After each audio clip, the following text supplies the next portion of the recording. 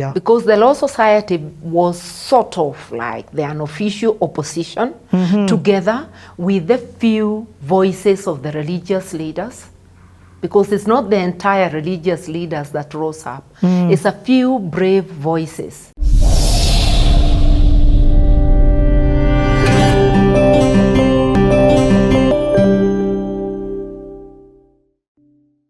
Yes, and within a very short time, I also started, drifted into activism, because activism is not a practice. It's not like saying I'll start a business tomorrow. It's a need that arises and you step up. And before you know it, you're in the thick of things. So KANU had this appetite, or the late President Moi. You said KANU, I shivered. You know, of affiliating every other organization in the name of killing dissent. Whoa. They had affiliated the Workers' Body Kotu. It had become an affiliate of KANU. Very soon they affiliated Maendeleo. And Maendeleo got a prefix. KANU Maendeleo ya Wanawake. Yes. Kotu is lucky it did not get KANU Kotu. Yeah. But Maendeleo got KANU Maendeleo ya Wanawake. So this was for control. Yeah, and the president announced in a you know how they talk in functions. Moi announced that he is next going to affiliate the Law Society. No Because way. the Law Society was talking too much. So he said he'll affiliate. So as young lawyers, we started fighting back. We didn't say anything that time. People objected, but very soon he appointed the leadership of the Law Society, the chairman, to corporation, to the Consolidated Bank. And we were like, this is not good, because if you are so close to the system, then we cannot be able to point out evils and shortcomings in administration of justice, human rights, and the rule of law. So we started activism to protect the Law Society. And my activism spilled over to the national level. Yes. And what does activism mean at that time? At that time, we are sanctioning our leadership, our chairman and his council. Nice. And we are also writing requisitions to force a general meeting to discuss their conduct, his conduct and the conduct of the council. We want to throw them out. Basically, you are making a statement, you must go. Yeah, in fact, yes. The requisitions are, this team must go. Okay? And the law at that time, because Law Society is governed by the Law Society Act, is that 15 members of the society could requisition a meeting. So I would draw a requisition calling a general meeting with the agenda to discuss the conduct of the chairman, and I would append my signature as the first, and my membership number. Then from there now circulated to colleagues to sign. You will find that it's young lawyers who are signing, not the well-established lawyers. So we'd sign the requisition. I take it to St. John's, where the Law Society was situated, and the council wouldn't respond. And if they don't respond in 21 days, the requisitionists have the right to hold the meeting. So we'd give notices. That time the lawyers were just about 2,000. We would draft and send 2,000 letters. That's just a few stamps, 2,000 letters to members, inviting them to a meeting at Intercontinental, where traditionally the Law Society holds its general meeting. How many would show up? We would, they haven't shown up. Okay. We have circulated, the day is coming near.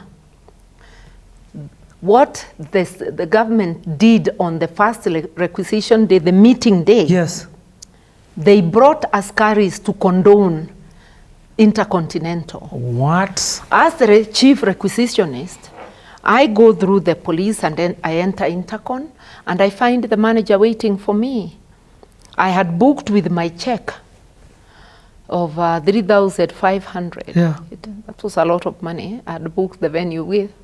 And he has my check in an envelope. He's returning my check and saying the government has said the meeting cannot go on. Wow.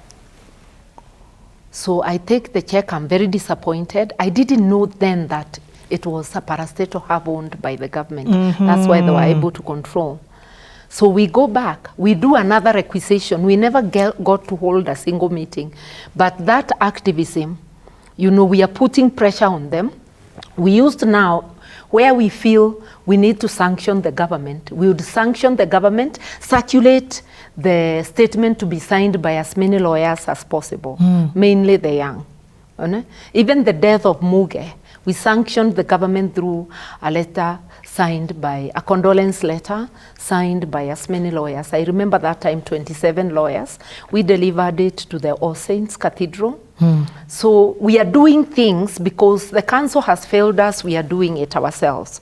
So at the end of that year, that now is around 89, I vied for leadership of the Law Society to be a council member, and I was elected. So I'm now doing politics from within. From inside. And Paul Mwita has become our chair. Nice. So we are now, the council is issuing statements on matters of human rights. And the government recruits 4 lawyers to take us to court for that we are politicizing the Law Society, we are speaking politics, to get an injunction against free speech. Even the old constitution allowed free speech. You know, civil and political rights were allowed. Lo and behold, the court issues the irregular injunction. No way. And the law is, even an illegal order remains in place until overturned by a higher court. No, hold on. Even an illegal order, that means you have to go and... Even an unjustified. Appeal for... Now, they have issued ex parte without us. Yes. So we are now going for the inter parte hearing to set it aside. Yes. So that hearing drags on. In the meantime, we say the order is vague, it's unconstitutional, cannot be obeyed. So we continued issuing statements, and we are now sued for contempt of court. They forget now the original case and put in a case for contempt, where they are seeking to jail 6 of us council members. We were a council of 9, but 3 were out of town. So the ones issuing the statements are the Nairobi ones, 6 of us. So we were tried for contempt, and could have been jailed. The Moi regime was serious and they were intent on jailing us, but the national outcry was a lot. People used to come. Every day our case was the Nairobi law courts would look like a meeting. People would come in droves, lawyers and members of the public. Wow. And the civil society organizations, including us as the Law Society, are disseminating the information countrywide that the repression has gone beyond. We are being jailed because of advocating for the rule of law. Okay, so just hold on one second. Yeah. There's no social media at this time. No. So I'm trying to understand what means of communication. And the... We were faxing. So we are faxing statements to Amnesty International, to International Bar Association, Human Rights Watch in New York, Foundation Lawyers for Lawyers in Netherlands, to all organizations we could conjure up. Wow. And all organizations, African Bar Association, and I remember there was a Commonwealth Heads of Association, Heads of Country meeting in Zimbabwe, Harare. And President Moi was going to attend. And civil society mobilized, even without through fax. Amnesty International used to get thousands, not the Kenya chapter, that time there was only one chapter in London. Yes. They were sending thousands of fax to Moi's fax in State House. They were receiving faxes by the droves. No. They mobilized, and in Harare, Moi was greeted by this huge demonstration against Kenya. What? I think we suspect he must have called from Harare because the judge found us guilty of contempt of court, but refused to jail us, gave us a fine of 10,000 each, which was a lot of money. Yes. Refused to give us a jail term if we default, and said our things will be attached. Quite unusual, that if we don't pay, we will be attached. We were very lucky to be saved jail, because jail means that your health could be affected because they can do things to you. It is suspected that they could have done something to Kenneth Matiba when he was in detention. They did. So detention was almost a death sentence. So we were lucky that we were not jailed, and we appealed, and I don't think our appeal was ever fully heard. So it's somewhere chilling. And we don't know who paid the fine. Huh? The public that had attended the hearing, by the time we got out of the courtroom, the fine of 60,000, because we were 6 people, had been paid. Okay? Members of the public in solidarity. So the case became like a rallying call. Yes. Yeah. And I remember in court also, the judge asking me to move for the lawyer, for the people who are suing us, for the 4 lawyers. And I refused to move, and I told the judge I can't move because apart from being sued as a respondent, I'm also a lawyer acting for myself. I'm not going to move. So I was chucked out of court. Because why should I agree to an injustice to myself? Yes. Why should I move for MPESA? I'm a lawyer as well. And I'm in the case. And why he thought I'm the easiest person to move for MPESA? I'm the only woman in the case and on the bench. Why am I moving? Why not anybody else? I refused. And I was thrown out. Held you in contempt of court? No, I was thrown out for that session. Police came and grabbed you and threw you out? No, he has ordered me out. Yes. I left, yeah. My God. Martha, I didn't know. This is, first and foremost, I'll keep using the word active citizen. So you're using the gifts and talents that you have and the skill, which is within the law society, within being a lawyer, to fight for the injustice that is about to happen. I am fighting every injustice I see, and I do it still today. Even that injustice of telling me to cede my position to somebody else, which was gender discrimination. Yes. I didn't verbalize it as such, but you look back on it and wonder why. Why me? Why should I be the one to move for MPESA? I refused.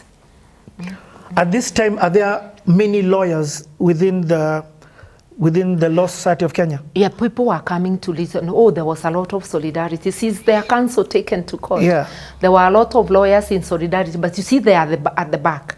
We are at the back. We are at the front as litigants, and we are also representing ourselves. Apart from having lawyers appear for us, we are also representing ourselves.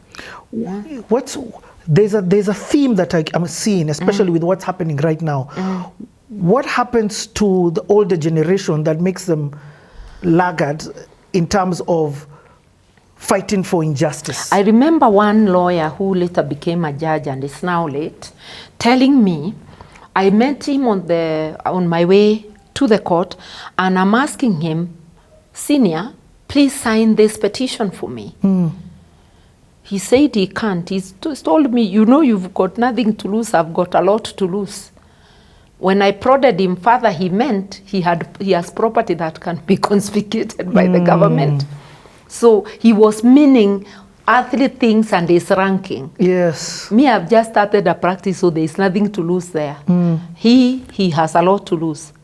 But in terms of life, I have a life like him. You're a mother with 2 kids. There is no life that is less worthy because either of position or whatever. But you can see he verbalized the resistance of the older generation.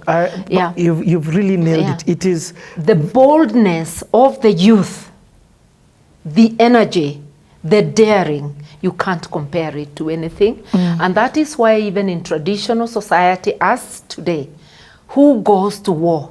The army doesn't recruit your parents, it recruits you. So the young are the engine of revolution, engine of development, engine of change, engine of everything in a home. Wow.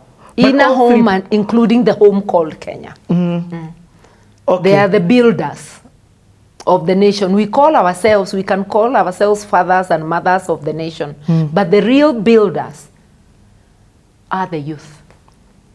And I call them wenye nchi. Sisi ni wananchi. Like wenyewe, the youth.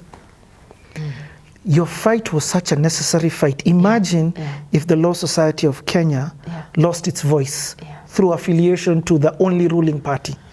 Where we would be today is not where we are. Because the Law Society was sort of like the unofficial opposition, together with the few voices of the religious leaders because it's not the entire religious leaders that rose up. It's a few brave voices, such as the late Henry Okuru, Alexander Kipsang Muge, Wow.